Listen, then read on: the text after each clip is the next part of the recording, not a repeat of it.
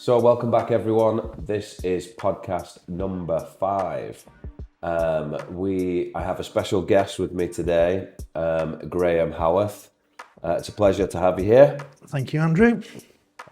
This is still going through the Meet the Series team. So we've been going through a bit of the team, Graham, just dead open, no specific question, just seeing where the conversation takes us. So I suppose a good place for us to start, I would think.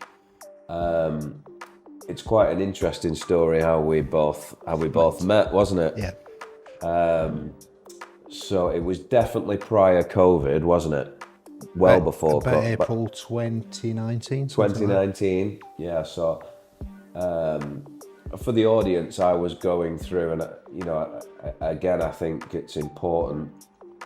Not everything is all sort of flowers and roses, and I was going through a bit of a time where I was a bit lost. I would say, when you start a business and you sort of reach your goals and you've surpassed your goals in some circumstances, you kind of start floating and not quite sure where to go or who to talk to or what to do to take you to the next level. And I think, if I remember correctly, was it Boost, Lancashire Boost? Yeah, it was a growth program for Boost. Yeah, Boost growth Lancashire. program. So I'd spotted this growth program. Must have been an ad or something, I imagine. Contacted it and sort of said a little bit, and they introduced me to Graham. Yeah, that's right. And I can't remember how many sessions we did, Graham, but Probably about 10, 12 sessions, maybe. 10, 12 sessions. Something like that. Maybe not even that now. And again, I would say to anyone, one of my probably biggest regrets in business is not having a mentor earlier than I did. I was probably 12, 13 years into business before I'd been introduced to a mentor through this program. It was the first time I'd use it, and Graham came along, was a real breath of fresh air. Wasn't dictating, wasn't forceful, but he just extracted stuff out of you. Really, we actually came up with a strapline, didn't we, in one of them sessions? Well, I remember talking about Simon the Cynic, and I know you like to read things, like business psychology and business and stuff like that. And I heard about Sinek and listened to what he had to say, and it made loads of sense to me, really, to be quite honest. And it was about a company with a real clear purpose, and it was why. Why, effectively. And I remember us talking about this, and it was one of the first sessions, and I remember saying to Andrew, we just need to think about, what's your purpose? And we talked about purpose-driven companies and about the background, and it fitted really, really well. So we said, right, okay, well, we'll reconvene in a couple of weeks or whenever it was, which is what we did, because we regularly met, didn't we? And we all went away and said, right, the homework is let's go and think about it, and let's see if we can come back with a purpose. And like a lot of things since then, really, we came back and said, like, the light came on, it's like, you'd already sort of branded the business with like changing lives for the better, which makes real sense to me, because that's effectively what you do. Yeah. You make a difference to somebody's life, a massive difference. And it's like, we've got it. Yeah. You've already got it. So why don't you use that? And it just went from there, really, to be quite honest. Yeah, it did, didn't it? Yeah. And it all made sense. Yeah. And so that's how we met. For the audience, Graham, do you want to reverse a little bit back? What's your, I know not necessarily what you've been doing for me now is the sector that you've been in, but it'd be interesting for the audience just to have a bit of a background from your sort of almost leaving school to what you got into. I mean, you don't have to go all the way back if you don't want to, but I think it is interesting, your career path. I think the thing is, the first job I got into was sort of local to me, was a computer company called Pete and Pam Computers. Right. I loved it there. It just grew like that. It was crazy the way it grew. It was fantastic. It was sort of the onset of sort of Apple computers as they were at that time. They sold Apple.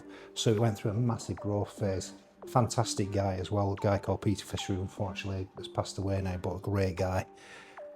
And I learned so much there. I then moved on to various other companies, and then sort of the other big thing for me at the time as well was I spent probably roughly 25, 26 years at Crown Paints, based in Darwin.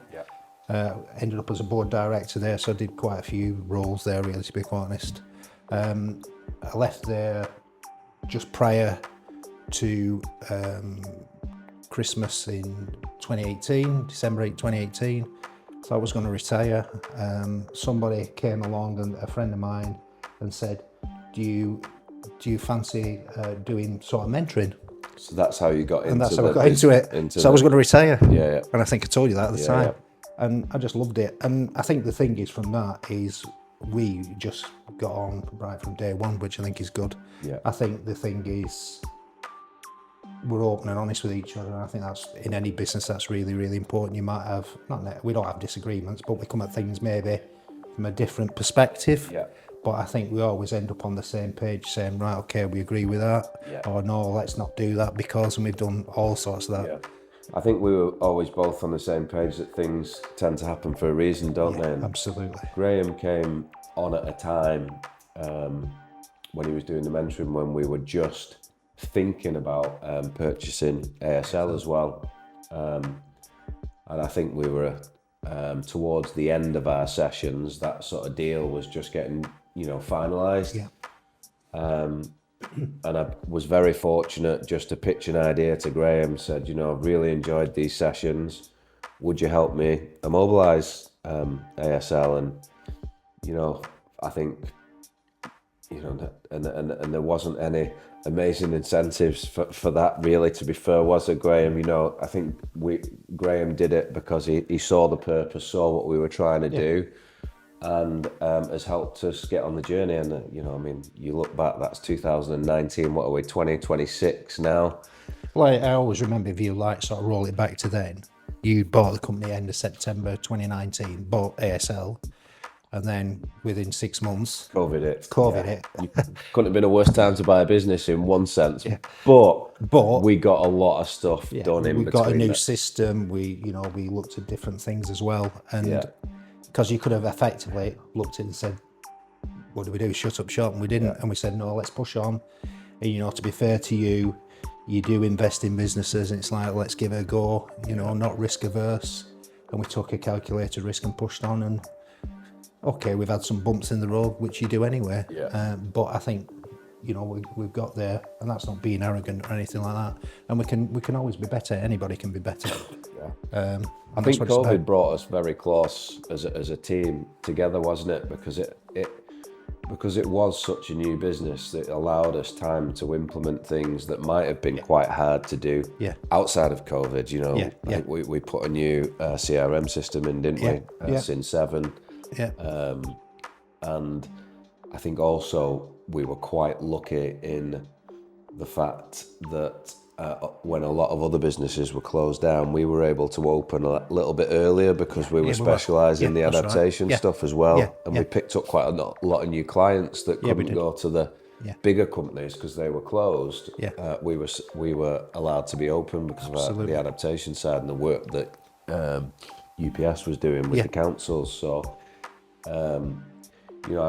we go back to that, what I said before, is I think that everything happens for a reason. And, it was very scary at the time, just buying a business and 6 months later going, it was like, oh my God, what have we done?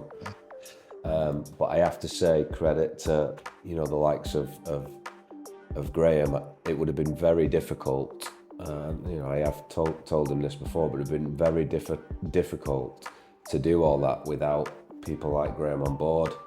That wiser, the experience, the calming nature that you bring. It's a big help, and I think that's what I go back to with the audience. Business isn't easy. If it was, probably everyone would do it.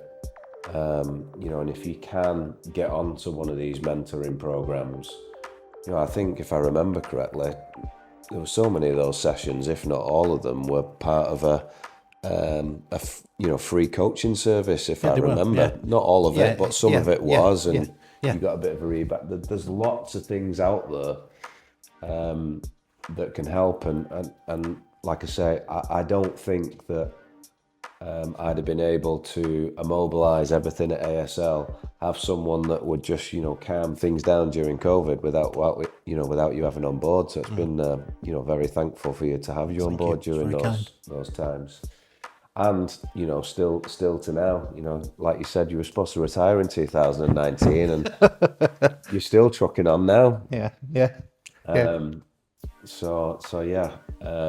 What would you say one of your biggest challenges has been transitioning from sort of working in a big commercial setup like Crown to coming into sort of an organisation like ASL that maybe doesn't have all the departments? Do you find that easier? Do you found that harder to transit? I don't want to sound arrogant because not, but it's quite interesting because I've found it reasonably easy simply because in a company like that you get, and I got exposure to all sorts of different things and different scenarios, different situations, which you wouldn't necessarily come across in a smaller business. Yeah. So you learn things, you pick up people from, like you said about people that you meet along the way. Yeah. And you think, actually, you take little bits from people and you think, oh, actually, I like the way they work. Yeah. And you sort of, you're always your authentic self. I am what I am, you are, but you do pick little things up from people and think, actually, I like the way they do that. Yeah. And it's just interesting that over that period of time, particularly at Crown, I got to do a lot of different things. Yeah. And it was a great sort of building ground for me to learn things. Yeah. Like a test bed. Yeah. And then you come in here, it was fairly easy because you'd done stuff, due diligence on a business and stuff like that. I'd done all that and things like that because I remember us talking about that when you were buying ASL and things like that about, what do we do about this and what about this, what about the other things? It depends what it is. Of course, yeah. What are you most proud of what you've implemented in your time here at ASL? What stands out for you? I think the thing that I'm proud of is how we've sort of, and again, not being arrogant, how we've taken the business from where it was to where we are now and hopefully where it will go over the coming years. Yeah. And that's about, the support of people. It's about getting the right people. Again, you have some bumps in the road with that. Yeah. But to me, I think I've always said this to you as well. I think people are a massive game changer. You get the right people on board and it's amazing what they can do, really, to be quite honest. Get everybody rowing in the same direction as I think you told me that in one of our sessions. Yeah, absolutely. Yeah, I agree. And where do you think ASL can get to? It can get to wherever it wants, can't it, really, to be quite honest? It could grow and look at organic sort of growth, or it could be acquisitive. Yeah. I think it just depends where you want to go with it, really. Yeah. But I think we've put a lot of the foundations, always foundations, and other things be built and put in place. But I think the foundations are there to, we put a decent business together. I think, if you look at where we've come from and gone to, I'm really proud of what we've done. Yeah, and likewise, I think, the whole team, you included, Graham, I think the foundations, we've had great growth along the 4 or 5 years we've had it, but I think we've put some really solid foundations for it to be a company that can be around for, the next 10, 15, 20 years, whatever. Exactly. And, I think you've been an integral part to that. And I know I've told you before, but I really appreciate everything that you've done for us. And, I'm so glad that you were the person that they sent on that, that course all the way back then. It's very kind of you to say, but you don't need to, honestly. I've enjoyed it. You've been, I know you do work here, but you continue to be a mentor to me. You mentor the team at ASL. And you're always first on hand to help anyone who wants to be helped and wants to be proved. And the years of wisdom experience is invaluable. So thank you very much. Thank you, Graham. What, in your opinion, do you think is the key for any business to be successful? I think you've got to have a clear purpose. What does your business stand for? Yeah. because then you've got a line of sight. You can say, right, on the back of that, we build a strategy, or you build a strategy on the back of it. And how does those building blocks build up into how that purpose works, to be quite honest. And then you can break everything down. You can run board meetings, you can run meetings off the back of that, really. What are the key drivers? And I would say for any strategy, you have a slightly few more, but I would say probably about 5 maximum. And then you also put key performance indicators on the back of that, and performance reviews with people as well. Yeah.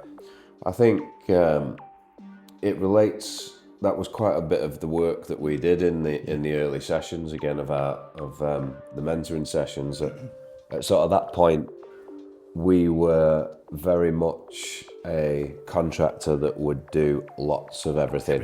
Yeah. We didn't have a speciality or a niche. We were just a contractor that would do anything. And I think from doing the bit of work that we did with yourself, and we sort of did create that strategies, we sort of, although the business was still one, but we broke it up into, okay, so we do aids and adaptations, we do our voids and repairs, we do our electrical work, and we really focused on those three. And I think because of everything that kept coming out with the why, the changing lives for the better, it sort of pushed us to focus that little bit more on the adaptations, because we could create a story from that, couldn't we? Yeah, and a true story as well. Yeah. Because, it was fantastic to hear when people came back, some of the work that you did on the customer service side, because it was just mind-blowing. Yeah. I remember a true story where there was a guy where I think some of your contract managers had gone out, he'd no eating, and, your guys went out of their own volition, got him some eating, some plug-in electric heaters, sorted it with the council and got it sorted. I mean, that's just what company does. It's mind-blowing. Yeah. And you'll have miles more examples of that. There's loads of stories, isn't there? It's been it's fantastic. We got the big thank you card wall back at the head office where it's really rewarding to get that. Yeah. So not just for me, but for company wide, and get it down to the lads. And I think that was one thing that came from those sessions as well, is that it was quite easy to focus on. That's not that the other sides weren't important, but it's just that side gave it a real purpose, didn't it? Yeah, and it made a lot of sense to me, really, to be quite honest. Okay. What do you think then for ASL is something, some areas that ASL could get into for the future? I think if you're looking at the future, you want to be, I know we talk a lot about AI. Maybe I'm not clever enough to know whether, there's an AI thing with adaptation. Maybe there will be in the future. Somebody will come out and invent something, but something that we've talked about in the past is assistive technology. Yeah. If somebody, to me, is significantly disabled or has real mobility issues, there's some incredible things out there. For example, if somebody, unfortunately, if they live on their own and they fall or whatever, then, have that fantastic technology that can do whatever it needs to do.